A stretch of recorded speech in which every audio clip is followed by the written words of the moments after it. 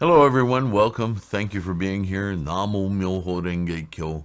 Um, I want to talk today, take a step outside the go shows, and respond to. I've gotten a few emails in recent weeks regarding the Surangama Sutra, and I've actually brought it up a few times. I have some other videos where I talk about the Surangama. I'm not sure if the desire was for me to go chapter by chapter by the Surangama, which would be a difficult task, and I'll tell you why. I would much prefer to spend my time on the perfection of wisdom, or even Vasubandhu's Skandhas. Here's the reason. The Surangama has, still to this day, amongst academics and scholars,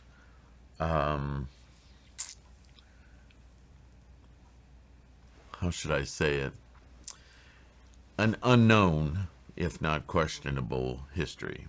And here's the reason. It's not that I don't think you should read it or study it. If you're one who wants to read as much as there is to offer, if you're a reader, then I think there's a lot of value in it. Just as Shakyamuni proposes, we should study all of Buddhist scholarship, and at the same time, we should do so in order to resolve our own path, and that we should not get hung up on the words, but rather the meaning, right? So with that in mind, there's a few things I want to say about the Surangama.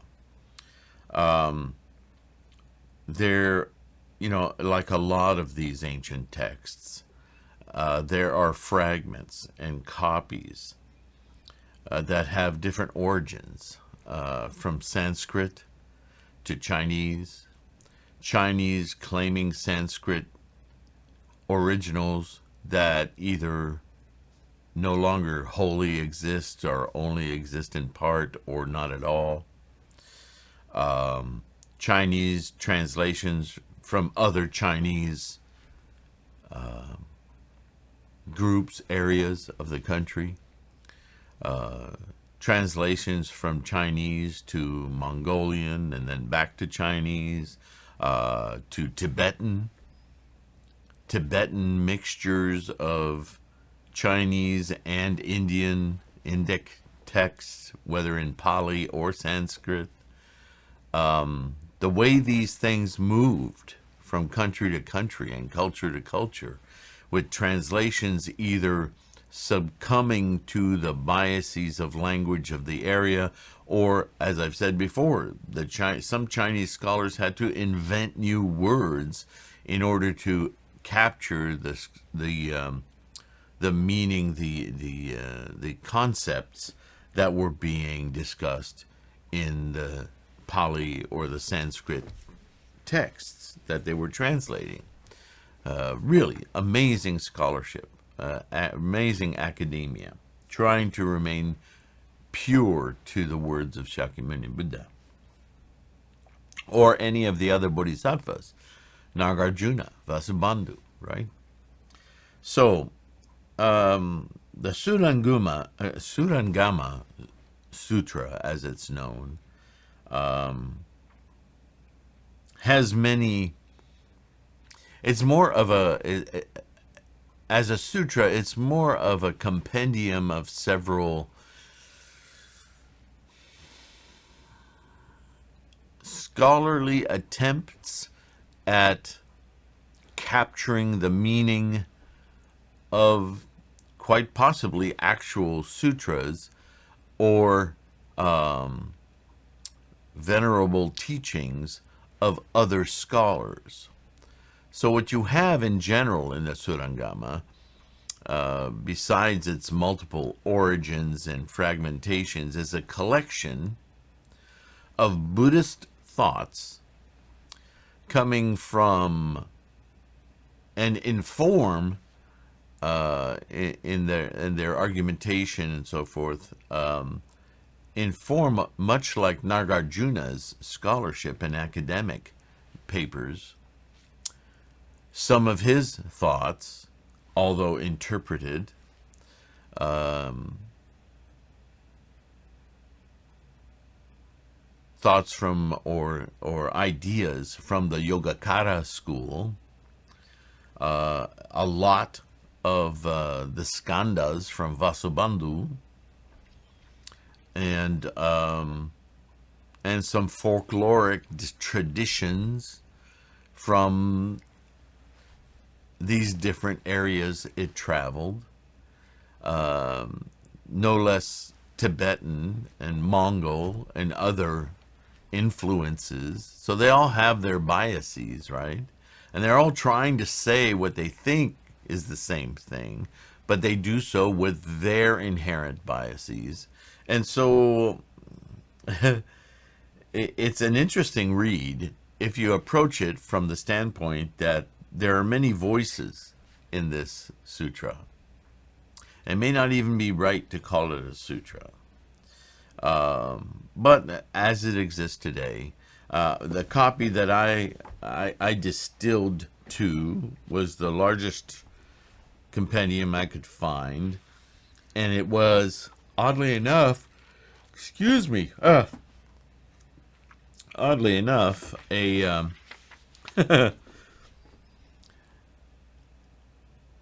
a translation of an academic society that prides itself on publishing works of Buddhism in their most authentic way. And even this Surangama has excerpts from commentary by a master, a venerable master, Sua Huan, which is a Chinese gentleman. And it's the most recent. And I think just looking at the titles of the chapters and the sub-chapters gives away how much of a compendium this is of early Buddhist thought or teachings. It's considered an early Mahayana. It's grouped with early Mahayana, but I'm going to tell you myself that though it may be Mahayana leaning for its interpretations, and certainly that's a bias of the authors, that at this point these are translations all the way into 9th century China. And remember, Tendai, who ordered the scholarship, the canon of Buddhist texts, who found that the Lotus Sutra was the culminating teachings of Shakyamuni himself, did this in the late 500s, early 600s, right? 6th and 7th century, 100 or 200 years prior to this being put together, albeit in Tibet, in northern China. There was a lot of Mahayana wisdom and teachings in the area at the time. So you'll see that in the Surangama, there are 9 consciousnesses, which was not common to early teachings. Very not common. So that's very Mahayana leaning, right? And yet the dialogue is really earlier concepts given a thought bubble that moves into Mahayana. So it's hard to place this sutra because it's a collection of different levels of teachings. So that's interesting in and of itself, but I think it's critical to understand when you read this sutra that it's not going to be like reading the Perfection of Wisdom Sutras, for instance, which are completely a complete thought from beginning to end. Nagarjuna is very much, if you're analytical at all, and you don't mind reading text of that nature, Nagarjuna excels at defining a conceptual point from every approachable angle, leaving no misunderstanding unturned, so that by the time you're done reading what he's telling you, you absolutely know what the concept he's defining is, like emptiness. And I point that out because I'm going to read something from this Surangama, and I'm then going to read one of these commentaries by the revered master, venerable master, Hua, and I'm going to adamantly disagree with him. But I'm going to disagree with him as he's a contemporary. This was done in 2009, so it's not ancient, this guy. But what the conclusion he comes to is absolutely wrong. And I'll explain why. And this is why, in cases like this, I really want to caution you. The Surangama has a lot of interesting information, but I think you would be better served reading the same information from the source, either Vasubandhu or the Perfection of Wisdom or other documents by Nagarjuna, and so on and so forth. But that's okay. We can still talk about the Surangama, right? Because it is Buddhist commentary, so there's a lot to learn from this. I just don't want you to be misled.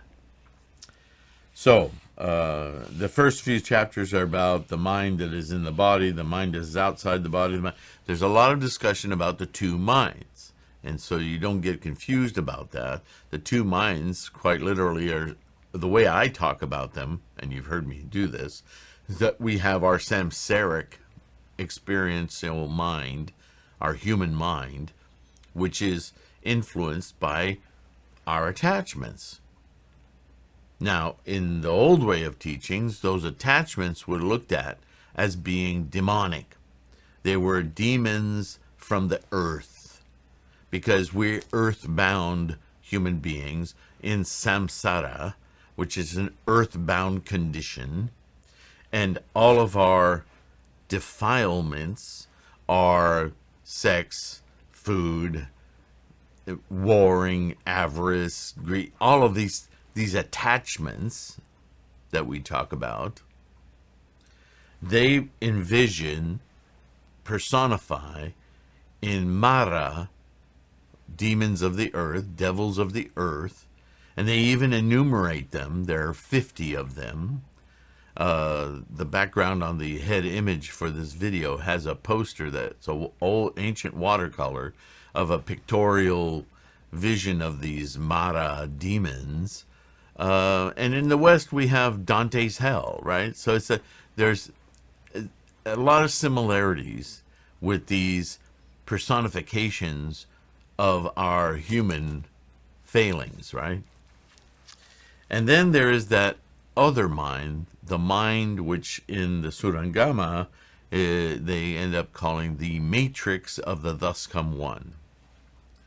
That is that ninth Amala consciousness. They don't call it that in the Surangama, but they're talking about it. And that is the other mind, this other knowing, experiential field, if you will. And these two minds are the preoccupation of the Surangama. And they attribute different magical incantations, mantras, in order to attain this level of meditation where you finally detach from earthly Mara and enter the term samadhi is given here. And samadhi is a term that's used all the way into Bushido in Japan. This idea, or satori in Japan. But this quiescent space of enlightenment, albeit solitary, but disconnected. That is perceived as the mind of Buddha. But you see how incomplete that is. Because in Mahayana, what we learn, and what we learn directly from Shakyamuni, and I argue, if you read Nagarjuna and Vasubandhu, and who really delve into these subjects specifically, you come to find that detached experience is not a void, as Zen would have you think, or empty in a simple sense of nothingness. And if you read Nagarjuna, centuries before the Surangama, he makes very clear what emptiness is. Things without their own nature is not an oblivion of nothing. It's a perception that everything is impermanent. Everything must be there in order for you to perceive it in its truest form of not being permanent. It's not a nothingness.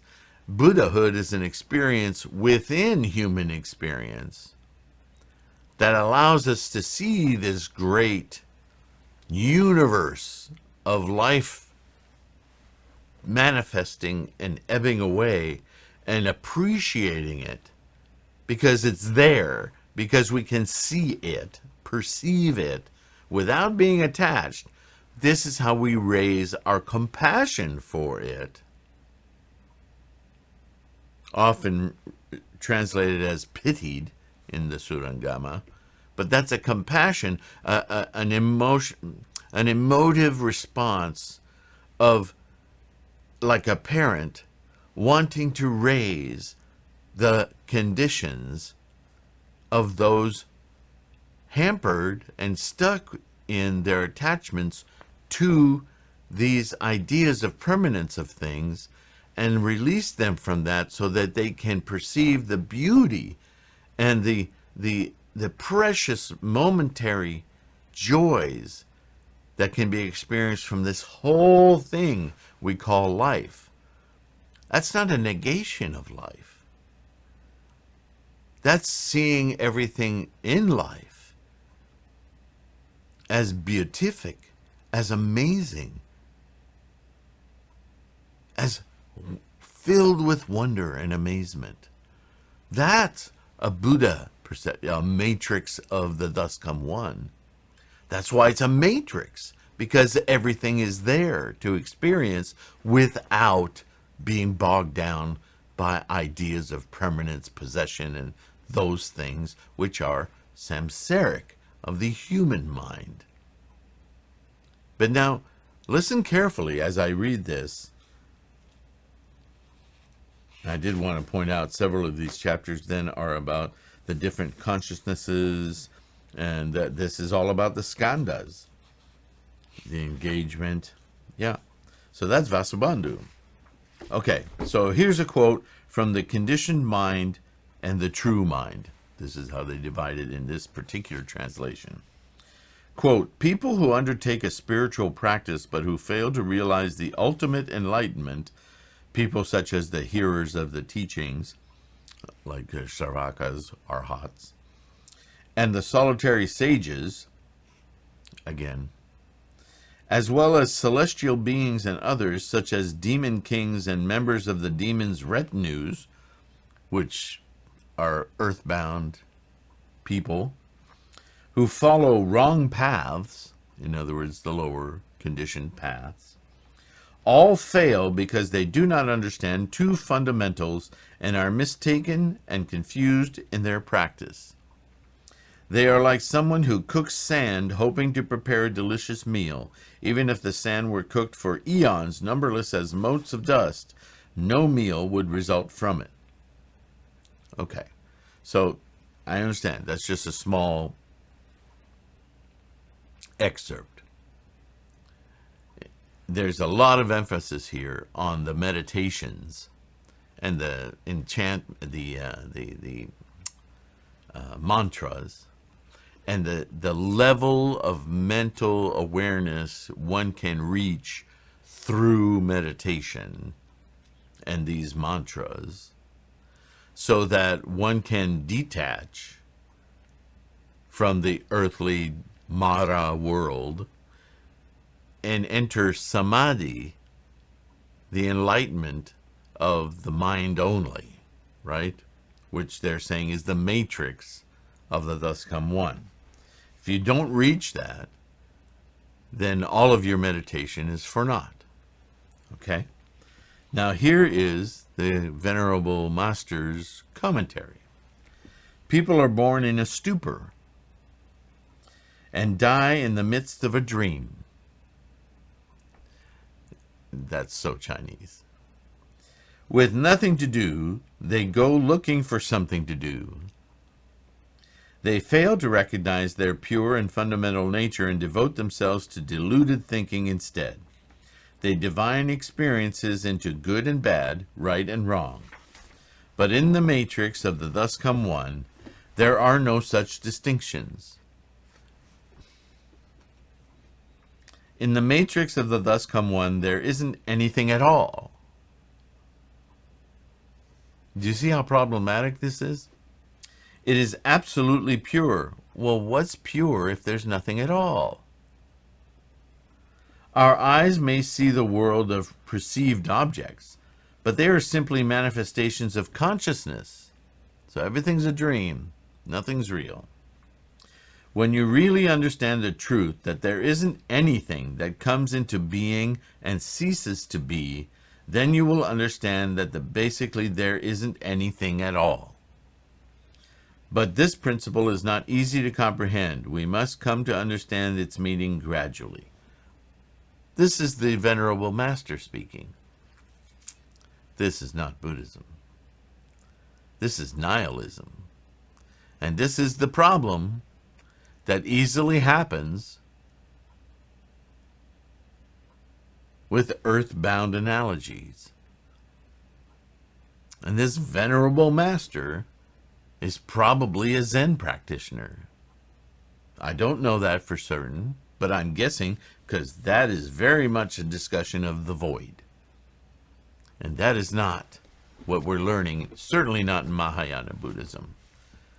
And maybe he misspoke, maybe this is mistranslated, but it seems pretty concrete in there. It's contradictory in itself. As I said, if there's nothing at all, then what is absolutely pure? What is the purity you seek? We'll turn that off.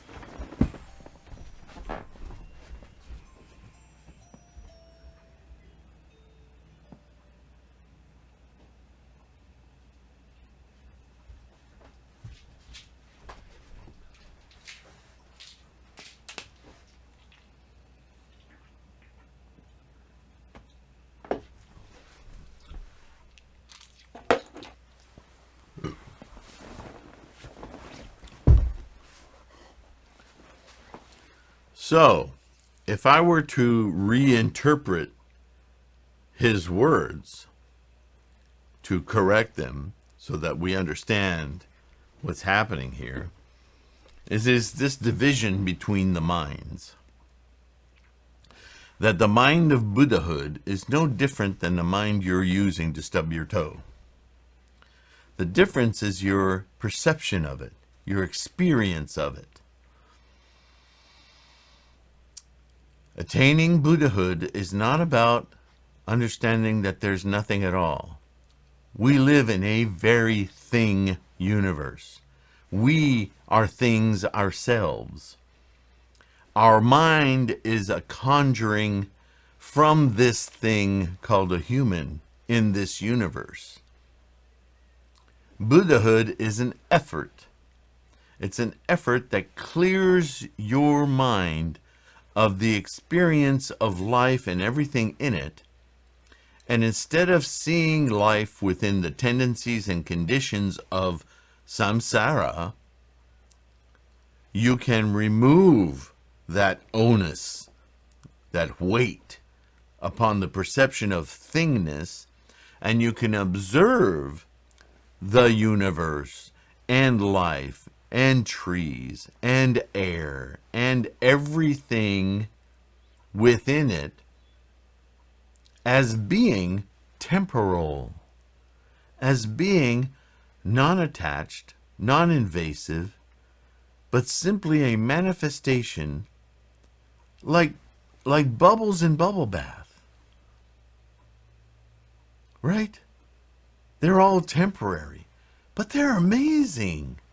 They're amazing to run your hand through, to smell, to pop, to watch the wonderful rainbows of colors that happen on them, the play of their temporary existence for the only benefit of being momentarily.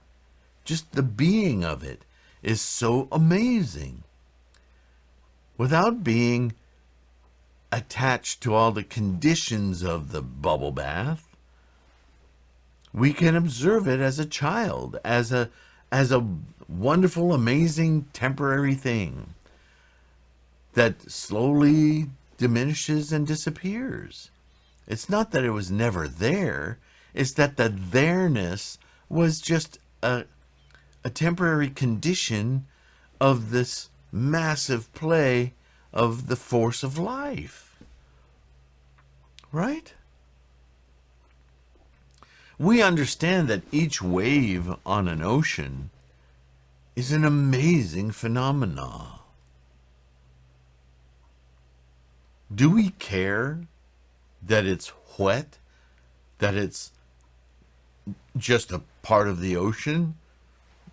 And we distinguish it with all these words, but it's no less amazing to look at the way the wind moves the water and creates these waves.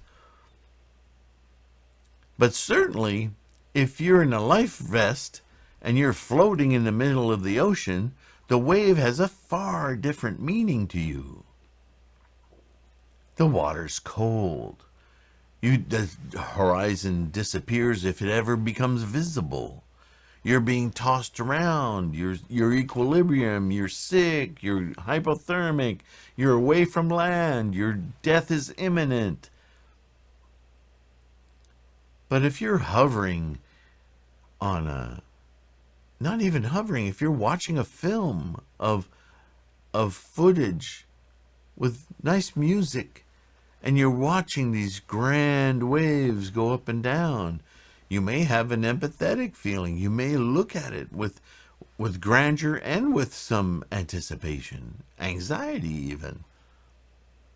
But those are the anxious feelings and so forth. Those are still attached. If you could just hover above it and be amazed and look at it from all angles without being affected, it doesn't mean the wave disappears. It doesn't mean there's nothing there. It means the emptiness is an emptiness of attachment, not of being.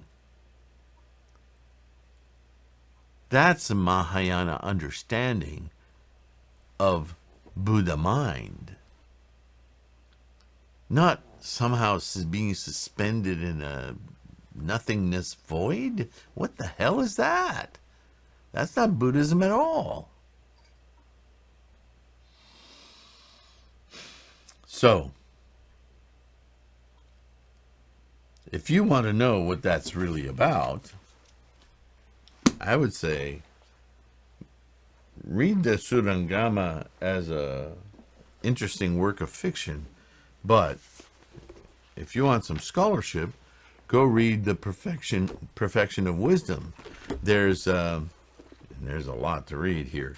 This is the Perfection of Wisdom in 8,000 lines by Edward Conzi. You see the size of this book, right? This is the same Perfection of Wisdom, but this is the large sutra on the Perfection of Wisdom. And it's in smaller print, and it's at least 3 times the size of the book. Look at the print in here. Look at the print in here, which was far easier for me to read, right? Much larger, more space. You don't have to read the large sutra. I invite you to. But even just reading this one will blow your mind. This is Nagarjuna. And I have other Nagarjuna titles, not just this one. But there are works on conditioning, on suchness, wisdom and skill and means, qualifications for perfect wisdom, the simile of the village, that comes right from the Lotus, by the way, simile of the pregnant woman, Mara's deeds and the Buddha's help.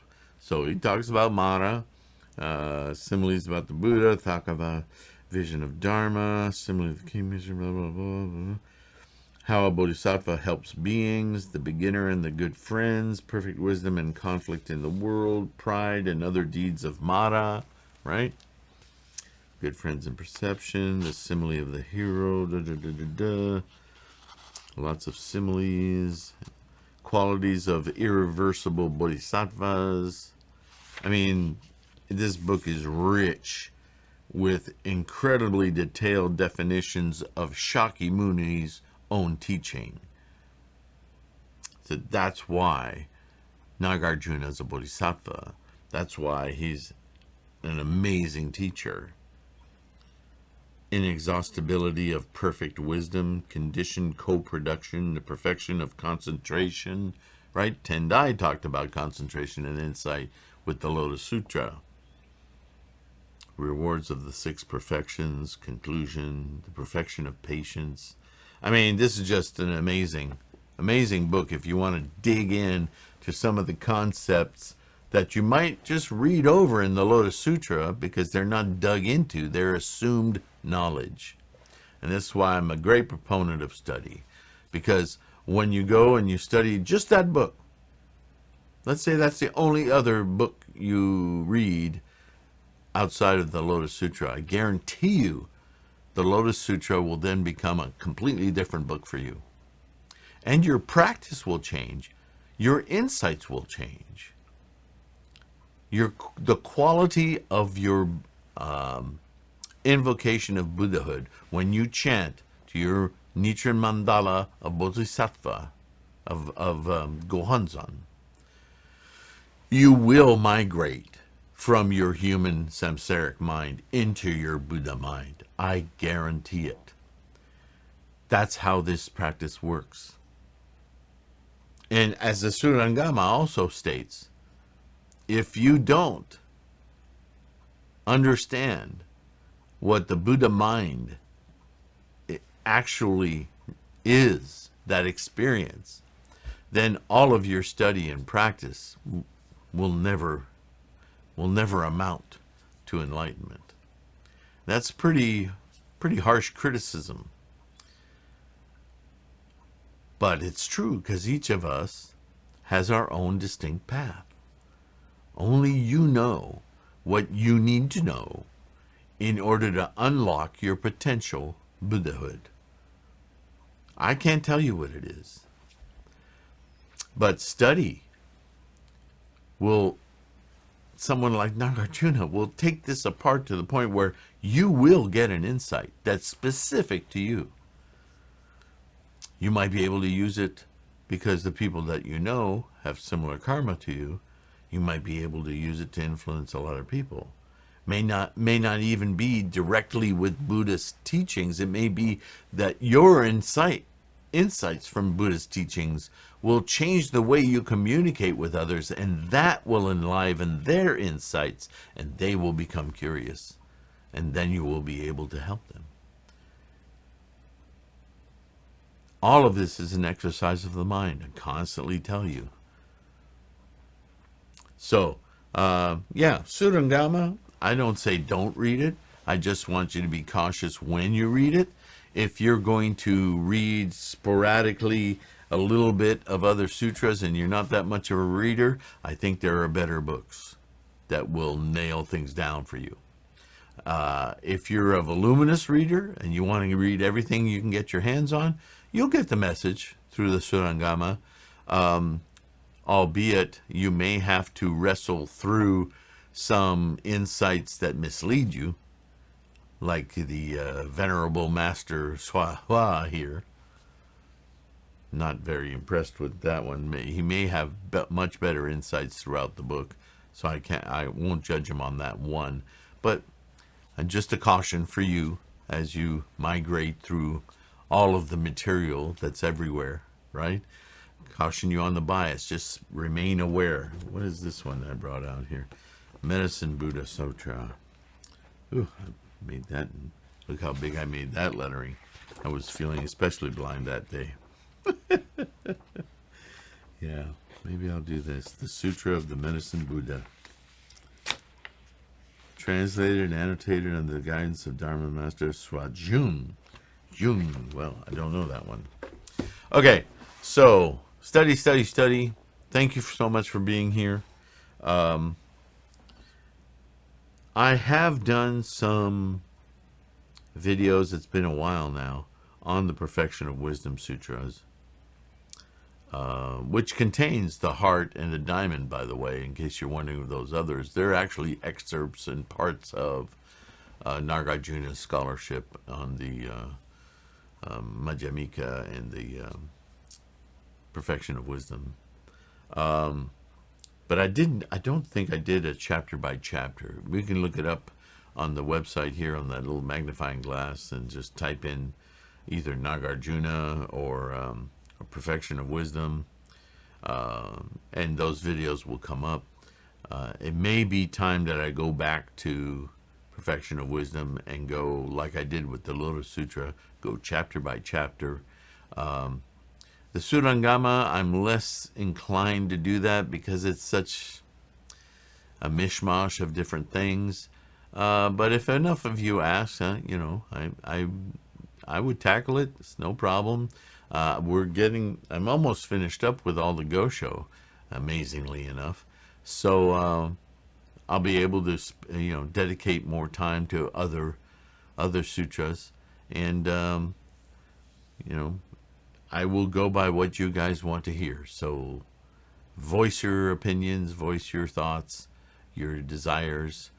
Maybe you want me to focus on the Diamond Sutra, or some other.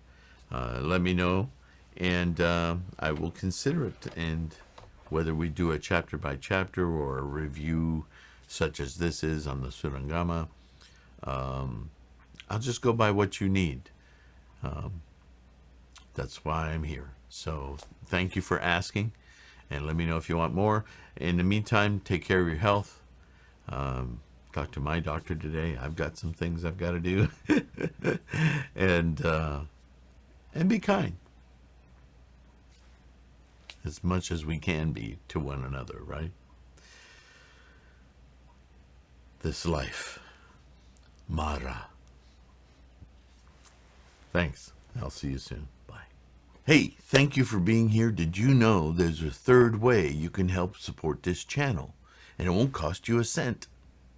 Yep. If you are not able to be a patron on Patreon or use the PayPal me at .com at Sifu Sylvain because you don't have the financial fortune to help support this channel right now, you, as I say, always support this channel by watching, but you can also help us grow so that maybe one day we can get over 10,000 subscribers and YouTube will grace us with monetization. It's not a lot, but if you can make sure you're subscribed and share a video like a simple one, just go into the search criteria and type monk and you'll have a video that'll come up that's been up for years about what is a monk. It's called monk, who, how, where, something like that. That might be a great introduction to somebody who doesn't understand what a monk is to begin with. It's a tool. Use this channel as a tool to help you with your bodhisattva practice, and share a video to somebody who you think, oh, I know somebody who'll benefit from watching this. And in that way, you can help us grow. And that's a really good way to help your practice along as well. So just wanted to drop that in on you in case that's something that you might find useful. Take care of yourself again, and I'll see you soon. Bye.